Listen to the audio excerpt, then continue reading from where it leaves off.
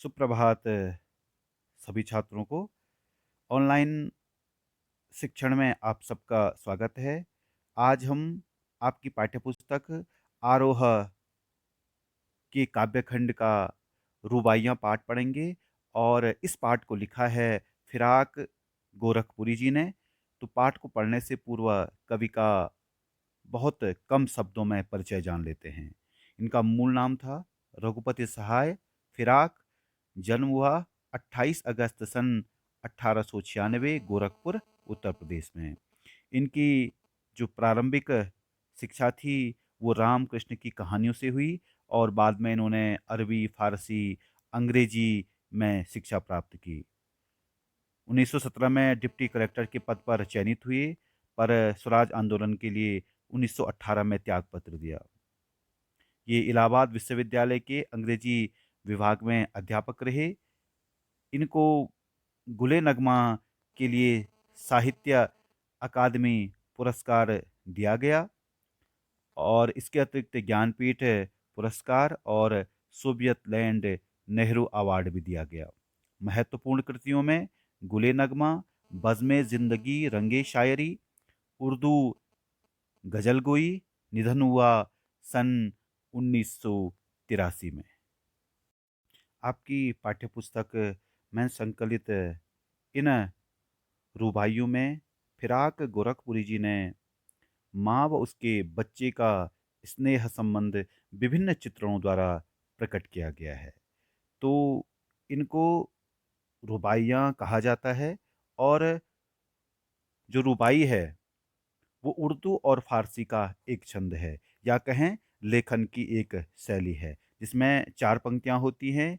पहली, दूसरी और चौथी पंक्ति में तुक होता है। तुक होने का अर्थ कि जो अंतिम वर्ण है उसका स्वर समान होता है, जैसे खड़ी, भरी, हंसी। और जो तीसरी पंक्ति है वो अपने आप में स्वतंत्र होती है। तो पढ़ते हैं पहली रुबाई को। आंगन में लिए चांद के टुकड़े को खड़ी, हाथों पे झुलाती है उसे गोद भरी। रह रह के हवा में जो लौका देती है, गूंज उठती है खिलखिलाते बच्चे की हंसी। तो पहली रुबाई में फिराक गोरखपुरी ने माँ और अपने बच्चे को प्यार करते हुए उसे अपने हाथों में झुला रही है। तो सबसे पहले कठिन शब्दों का अर्थ जान लेते हैं। तो गोद भरी, गोद में लेना। रह रहे शब्द आया है, इसका अर्थ हो जाएगा कि रुक रुक करके। लौका देती है, बहुत महत्वपूर्ण है कि लौका देना अर्थात बच्चों को उछाल उछाल कर प्यार करना। लौका देना बच्चों को उछाल उछाल करके प्रेम करना।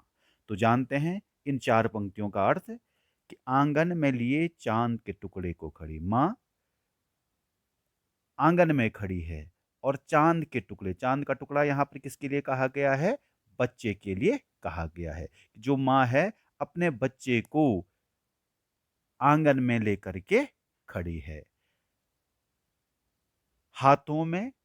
हाथों पे झुलाती है उसे गोद भरी, और दोनों हाथों में लेकर के वो अपनी गोद में लेकर के उसको झूले के समान झुला रही है।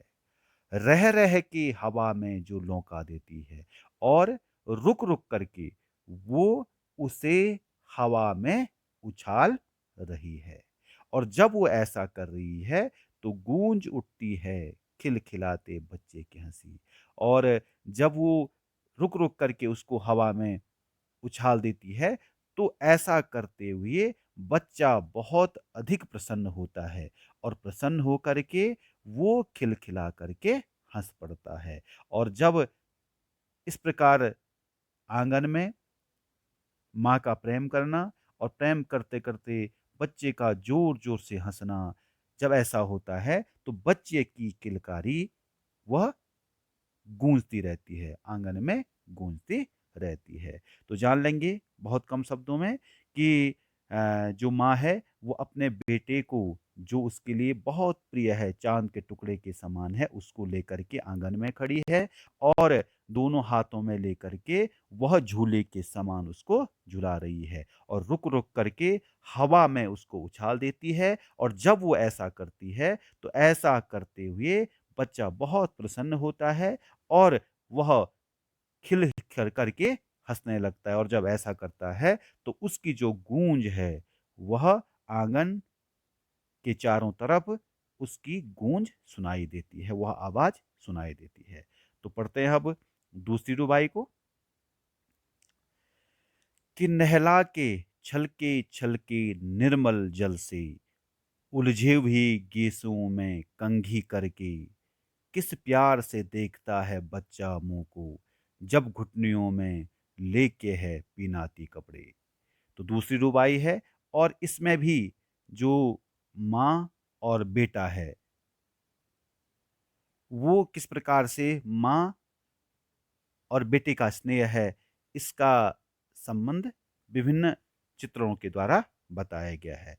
तो यहाँ पर इन 4 पंक्तियों में जो कठिन शब्द हैं और इसका जो व्याकरण है, वो देख लेते हैं। तो यहाँ पर छलके-छलके आया है और एक ही शब्द एक ही अर्थ में 2 बार आया है, तो अलंकार में हो जाएगा यहाँ पर पुनरुक्ति प्रकाश अलंकार। नहला शब्द है, नहलाना अर्थात स्नान करना। गेसों शब्द आया है, कहते हैं बालों के लिए।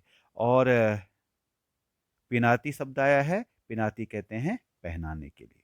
तो अब इसका अर्थ जान लेते हैं कि नहला के छलके-छलके निर्मल जल से, निर्मल कहते हैं स्वच्छ के लिए, कि माँ अपने बेटे को बहुत स्वच्छ जल से नहला रही है, उलझे हुए केसों में कंघी करके। और स्नान करने के बाद जो उसके बाल उलझ गए हैं, उन बालों में वो कंघी कर रही है। और चौथी पंक्ति देख लेंगे पहले कि जब घुटनियों में लेके वे पहनाती है कपड़े। तो जब वो स्नान करा करके और उसको अपने घुटनों के बीच में रखती है और रख कर के उसको कपड़े पहनाती, क्योंकि छोटे बच्चे क्या होते हैं, एक जगह पे नहीं रहते हैं और जैसे उसको कपड़े पहनाने के लिए उसके नज़दीक जाएँ या उसको कपड़ा पहनाना चाहें, तो वो दूर चले जाता है। तो माँ उसको एक जगह स्थिर करने के लिए दोनों घुटनों के बीच में उसको रख देती है और उसके बाद बड़े आराम से कपड़े पहनाती है। तो ये माँ कर रही है और जब ऐसा करती है कि उसको स्वच्छ जल से नहलाती है, जब उसके बालों में कंघी करती है और जब उसको दोनों घुटनों में पकड़ कर के उसको कपड़े पहनाती है, तो इन सब में जो बच्चा है, वह माँ के मुँह को बड़े प्यार से देखता है। इन सब क्रियाओं में जो बच्चा है, वो अपनी माँ को बड़े प्रेम से देखता है। तो अब थोड़ा-सा इसका व्याकरण जान लेंगे कि इसमें अ हो जाएगा चाँद के टुकड़े को खड़ी। तो यहाँ पर बच्चे का चाँद के रूप में आरोप किया गया है, तो यहाँ पर रूपक अलंकार कि बच्चे में चाँद के टुकड़े का आरोप है, तो यहाँ रूपक अलंकार हो जाएगा।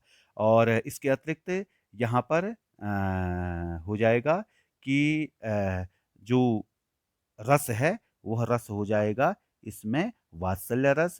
इसके अतिरिक्त यहाँ पर जो भाषा की बात की जाए, तो हिंदी के अतिरिक्त उर्दू के शब्दों का भी यहाँ पर प्रयोग किया गया है।